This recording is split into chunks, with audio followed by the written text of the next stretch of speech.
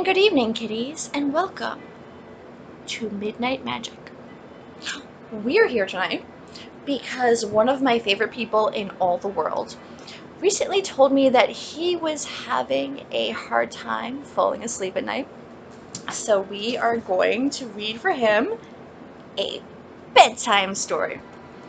This is Alfred Hitchcock's Haunted Houseful. It's a collection of short stories compiled by Alfred Hitchcock. And the first one that I thought we would enjoy together, let's see here. See, there's a spooky beginning to the book. Beautiful illustration here.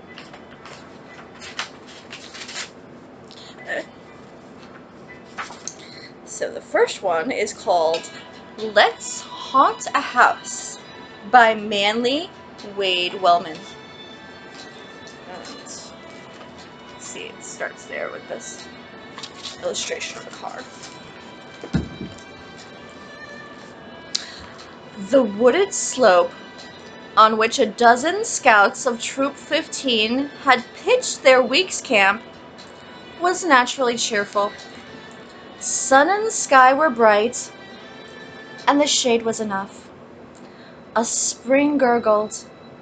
There was firewood at hand, but every camper gazed glumly as Assistant Scoutmaster Brimmer drove off in Junior Scoutmaster Sheehan's car to get police help.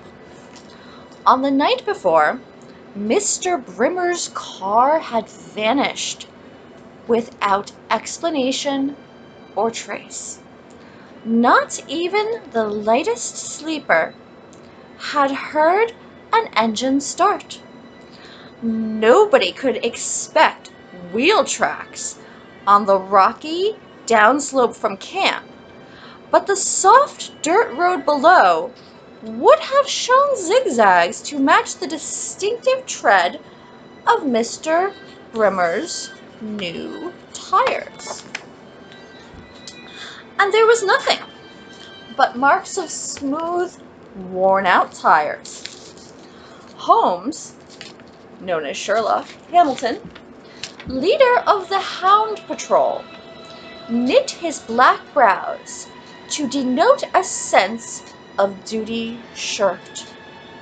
Sherlock's nickname, his detective hobby, and the fact that his father was Hillwood's police chief should have been enough.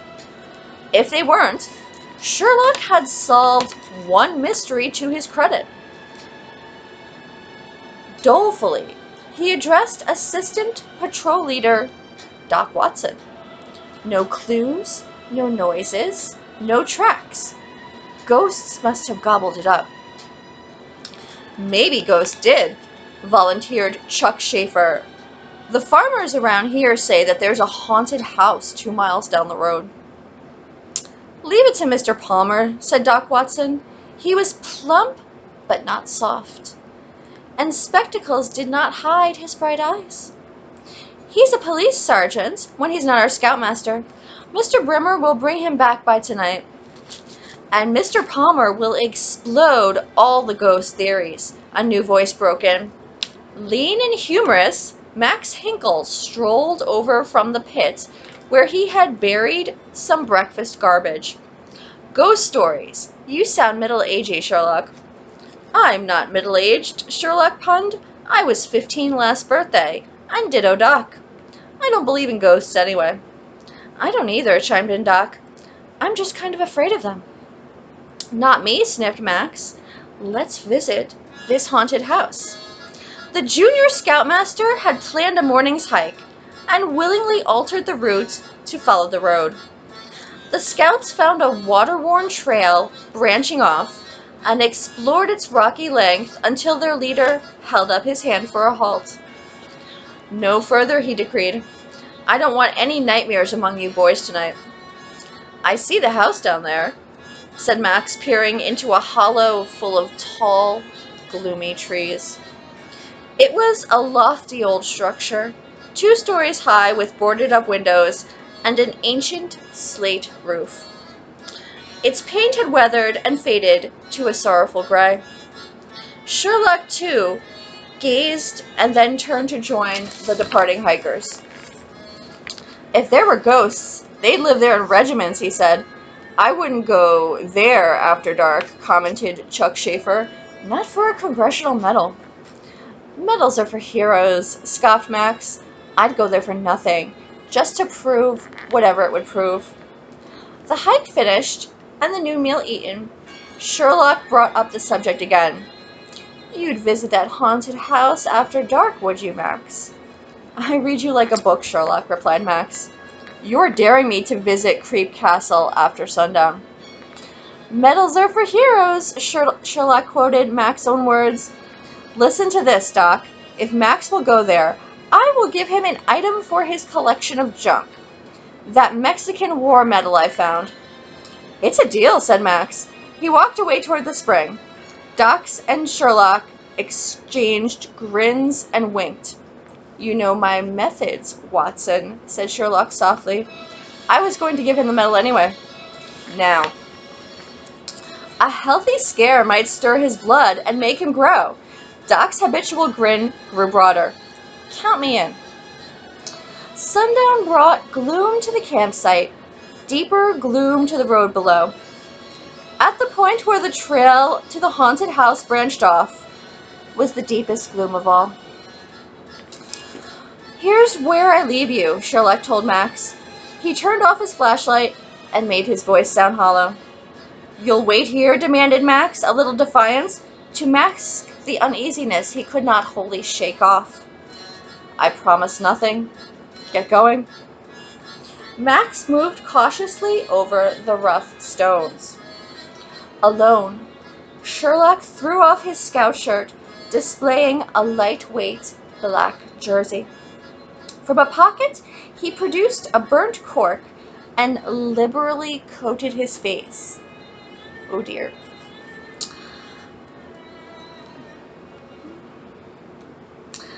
What year was this? What year was this published? Hold on.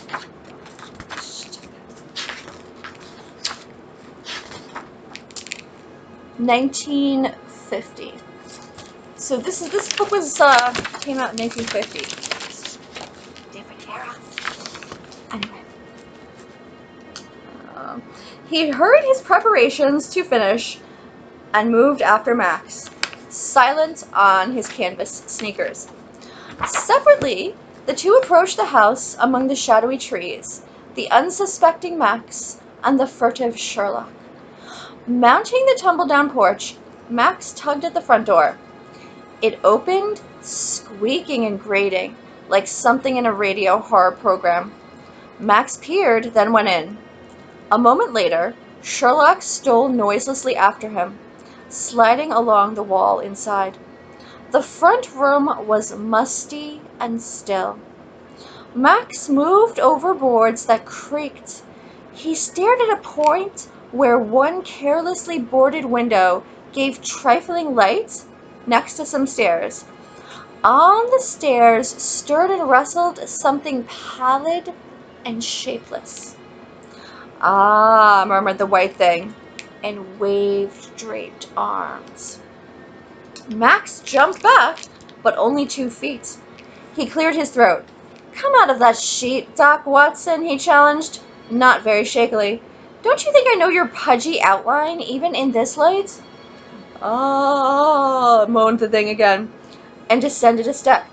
Max's eyes, braced wide open, were getting a trifle used to the gloom. I know you, and your betting, too. I suppose that's your pal Sherlock on the stairs behind you?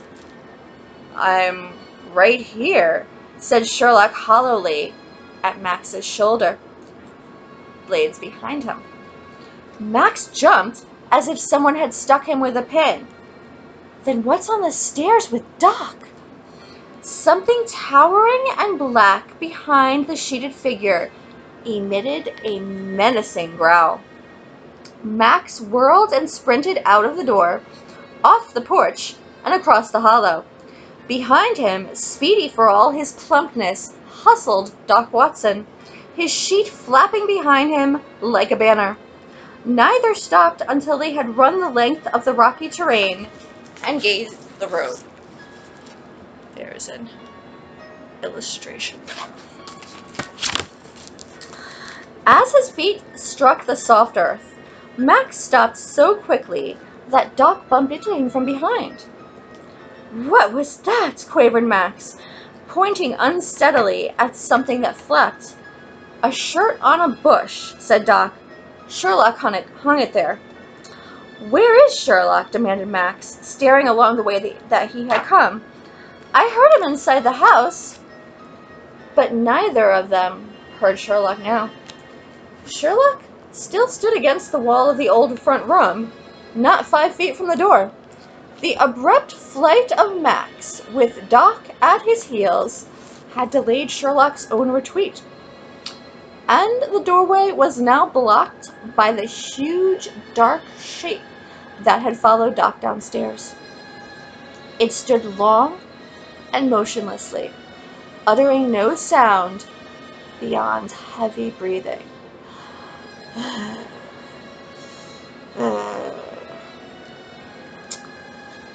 Then it turned heavily and faced the interior, lingering on the threshold. Sherlock held his own breath, glad of the dark jersey and the burnt cork that he had donned to frighten Max. Now they helped him blend into the darkness. "Well?" came a harsh, high voice from upstairs, making Sherlock's curls crawl with shocked terror. What was it?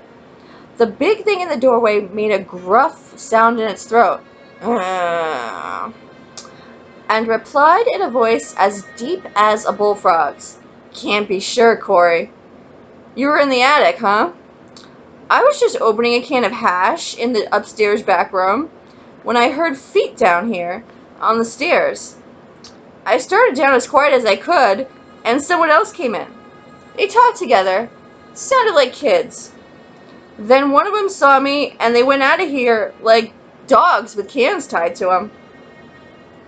"Did you see them playing outside?" demanded the high voice. For just a second. They dusted away under the trees faster than my eyes could follow, let alone me. They sounded like kids." "But maybe they weren't, Corey," finished the high voice. The footsteps that came downstairs sounded light and active, like a small, spry man. "You were smart not to go after him. Someone might have had a gun." "Strike a light," the big fellow called Corey, and Sherlock felt his tongue grow dry between his teeth. But the other man made an ugly noise of scornful refusal. "Won't you ever learn, Corey? Anyone watching could see the light between the boards on the windows. We stay dark in here after sundown, like I told you when we first came. The hicks around here give this place plenty of leeway, with all the ghost stories about it. But lights might bring dicks instead of hicks, as in detectives." Corey came back inside and pulled the door shut. He turned. Sherlock thought Corey was coming his way and retreated along the wall as silently as he could. But there was a creak as a heavy weight settled on an old chair. "Come on down, Stubbs," Corey urged his companion. "Let's listen for a while before we turn in." Stubbs descended the stairs and sat on the bottom step. Sherlock saw him dimly in the feeble light that hung there. He was as short as his name, but built for action, with wide shoulders and narrow hips, and a head carried alertly upright. Something clicked. Stubbs had laid a metal object on the step beside him. A gun? "It's gonna be lonesome here," complained Corey.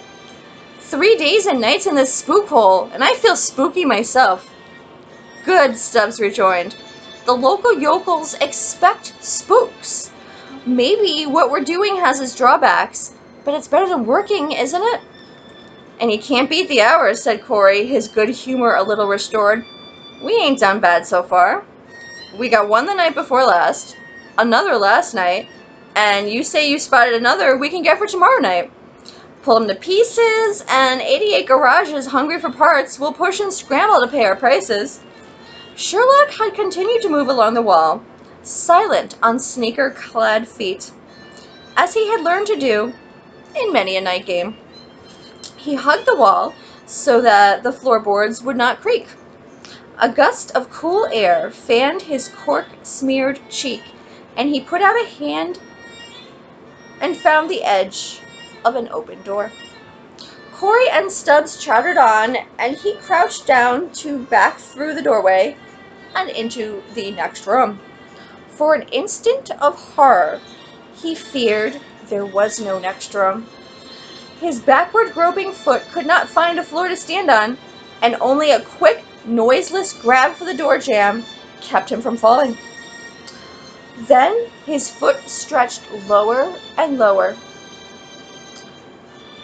and touched solid wood. Another stairway here, going down.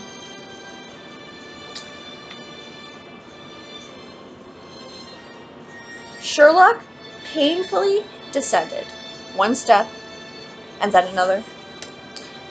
He groped around a turn in the stairs and to a door below, tightly closed. For long minutes he waited, hand on latch, until Stubbs said something in his harsh voice that set both men laughing in the room above. Under the cover of the whoops, Sherlock lifted the latch, slipped through, and closed the door behind him. It was darker here than upstairs. He knelt and touched a cement floor, and then a cement wall. Sniffing, he detected an oily smell. Upstairs, Corey and Stubbs discussed something, but he could not make out the words. From his pocket drew his flashlight, and he paused to gather all his powers of attention.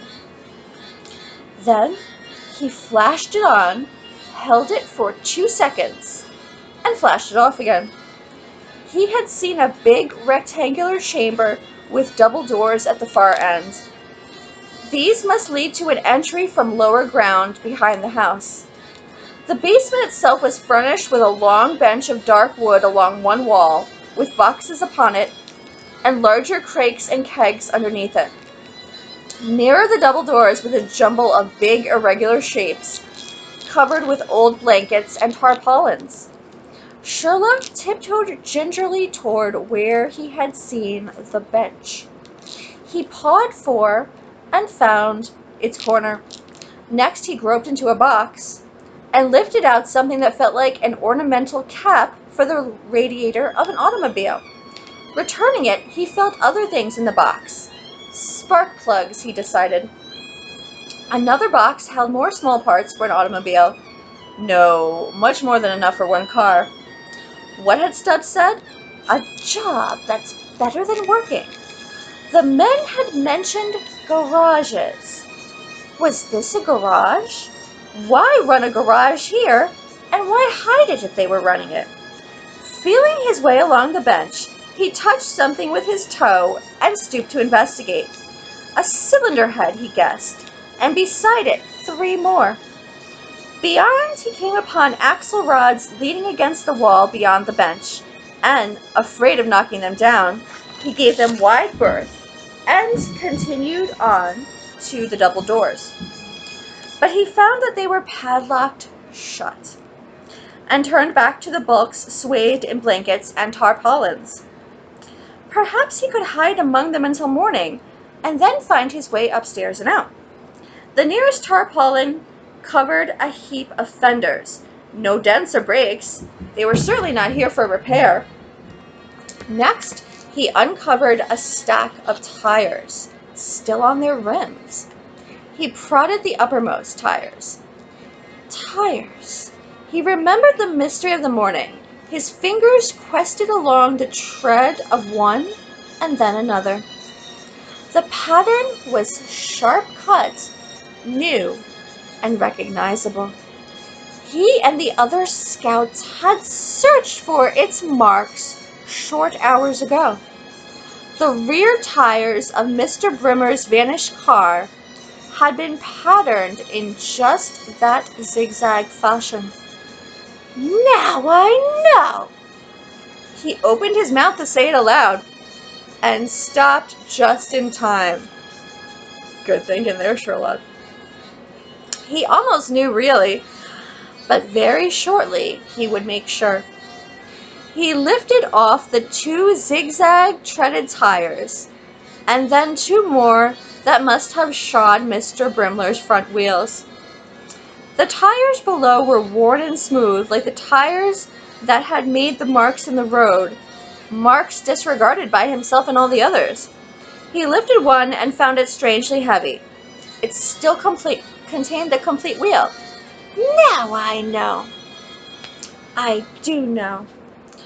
And when the knowledge drove into his mind, perhaps he could be forgiven for dropping the wheel and knocking over the whole stack of tires with a heavy, echoing thump.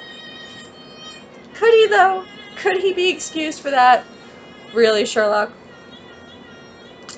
Instantly, the voices upstairs fell silent. You think?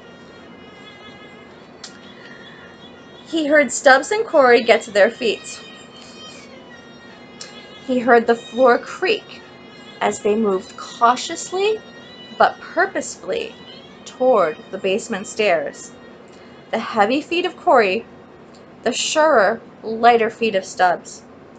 Caught, Sherlock told himself wretchedly.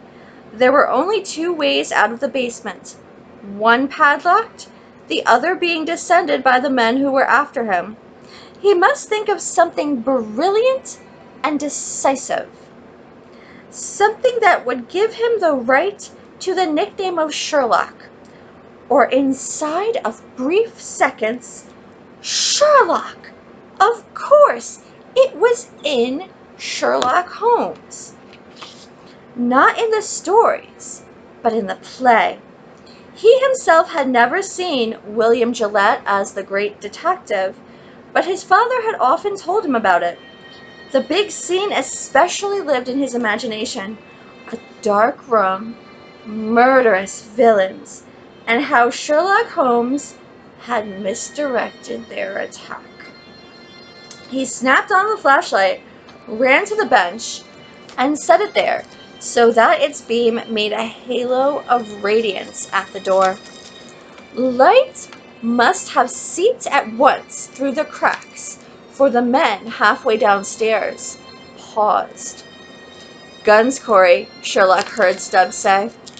His heart racing and his lips caught in his teeth, Sherlock tiptoed to the door and stood next to its hinges. A hand rattled the latch, lifted it. The door was thrown open, screening him from the rest of the cellar. There he is, Stubbs yelled furiously. Slap him full of lead. Revolver shots rang in the cellar like a bombardment. Both Stubbs and Corey were snarling and shouting as they charged the light after their volley.